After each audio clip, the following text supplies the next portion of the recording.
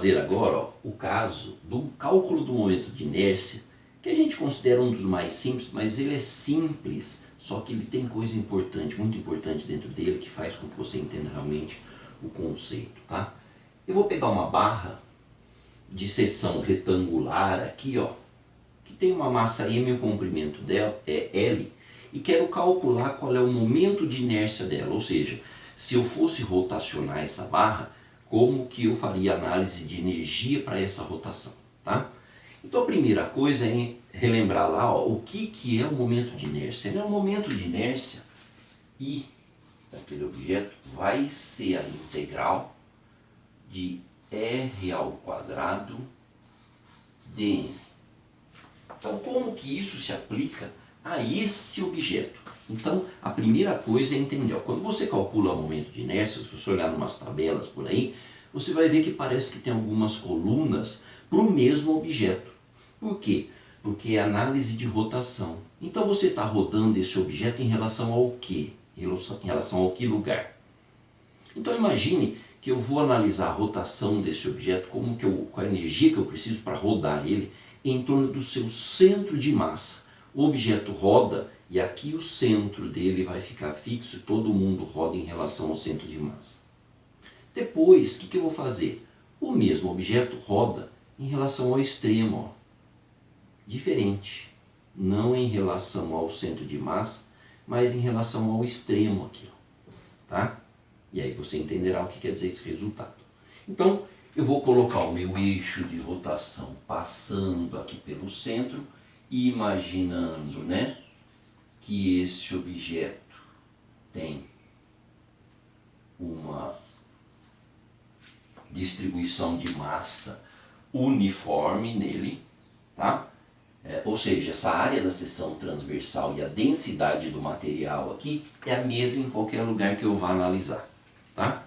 Então, eu começo sempre analisando assim, ó. Quem é o dm? Onde está o meu dm? Ou seja, aquela massa, você fracionou infinitamente ela, então vamos pegar um pedacinho dela. Pedacinho dela aqui, ó. Nesse lugarzinho aqui, eu analiso uma fraçãozinha da massa. Aqui existe um dm. Esse pedacinho da massa é correspondente a um pedacinho da barra, ou seja, um certo dx. Por quê? Porque é calculado numa posição x. Naquele lugar x, um pedacinho, ou seja, tem um comprimentozinho vai ter uma massazinha, certo? Como que eu determino isso? Qual é a massa que tem naquele comprimento pequeno? Se a distribuição de massa ela é uniforme, ó, uma coisa simples a fazer é isso aqui. Se é uniforme, eu sei que existe uma massa total m distribuída naquele comprimento L. Se eu tenho um comprimento dx aqui, eu vou ter ali uma massa dm.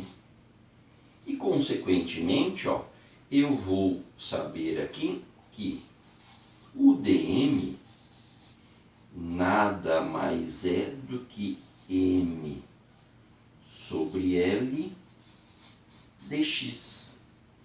E, portanto, se eu tenho uma integração de dm, eu posso transformar essa integração em dx.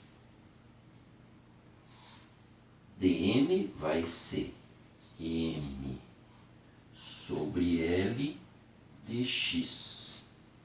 Agora, quem que é o R quadrado? Quem que é o R para aquela massinha M? É esse comprimento X.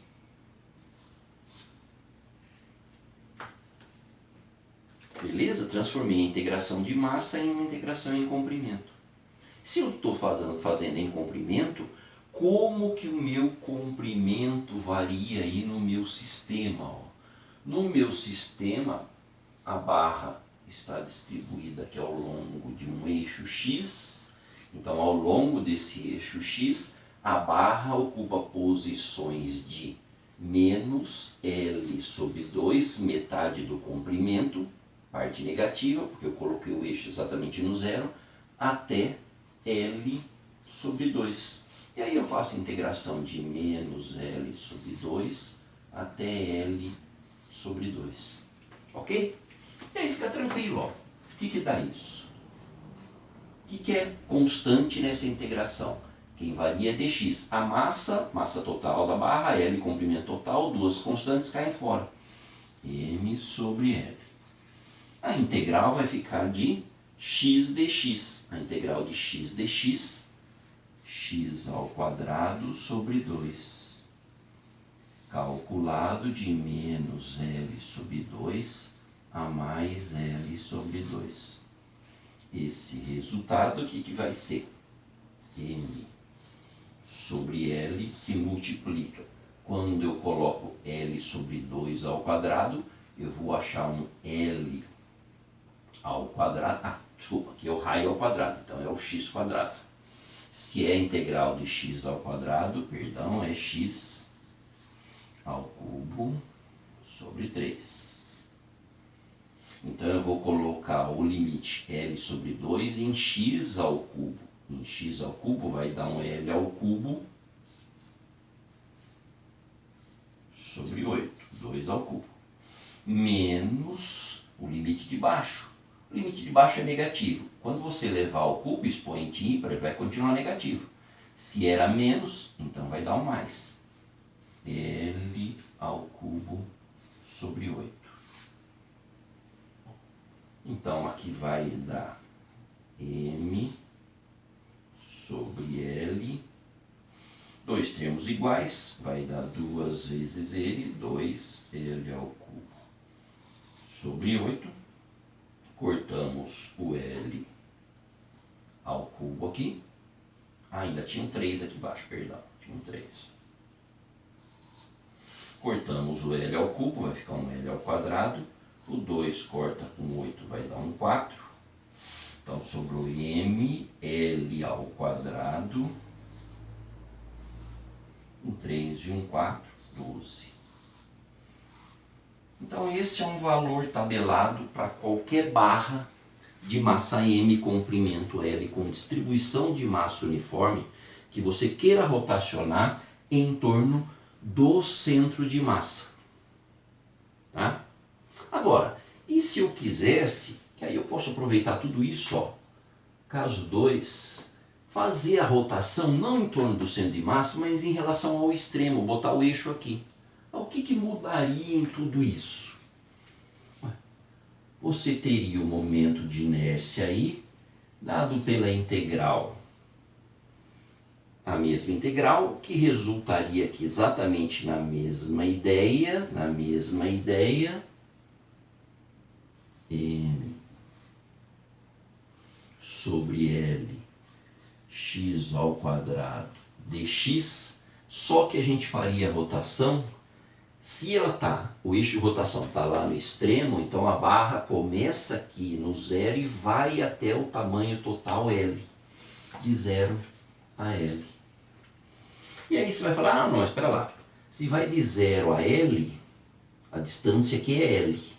De menos L sobre 2 a mais L sobre 2, a distância é L também. Mas o resultado da integração não é o mesmo, tá? Isso aí dará I é igual a ML vai para fora. Integral de x quadrado, x ao cubo sobre 3. Integrado de 0 a L, no zero não vai dar nada. Vai dar um L ao cubo, que corta com L. ML ao quadrado sobre 3. Primeiro, não dá o mesmo resultado anterior. Ou seja, a energia que você gasta para rodar um objeto em relação ao centro de massa e em relação a um ponto que está lá no extremo é diferente. Tá? Segundo, como que é diferente? Esse resultado é dividido ml ao quadrado, toda vez que for momento de inércia, ó, é m massa comprimento L ao quadrado. Então, se você for calcular de uma esfera, tenha certeza que vai aparecer a massa e o raio dessa esfera ao quadrado. Tá? Se você for calcular de uma placa retangular, vai aparecer a massa dela e alguma combinação das dimensões de comprimento ao quadrado. Sempre a dimensão de momento de inércia, sistema internacional, seria quilograma metro quadrado. Sempre massa, distância ao quadrado. Então, ml ao quadrado, aqui está dividido por 12, aqui está dividido por 3. Então, esse resultado aqui é menor. Ou seja, sempre se gasta menor energia quando você roda em torno do centro de massa. Toda vez que você rodar fora do centro de massa, você tem que gastar mais energia. Então isso aí, você consegue sentir isso, né? Pegue um cabo de vassoura e você resolva, ou não vou nem pegar um cabo de vassoura, ó, vou pegar aqui, ó, minha barra telescópica aqui, ó.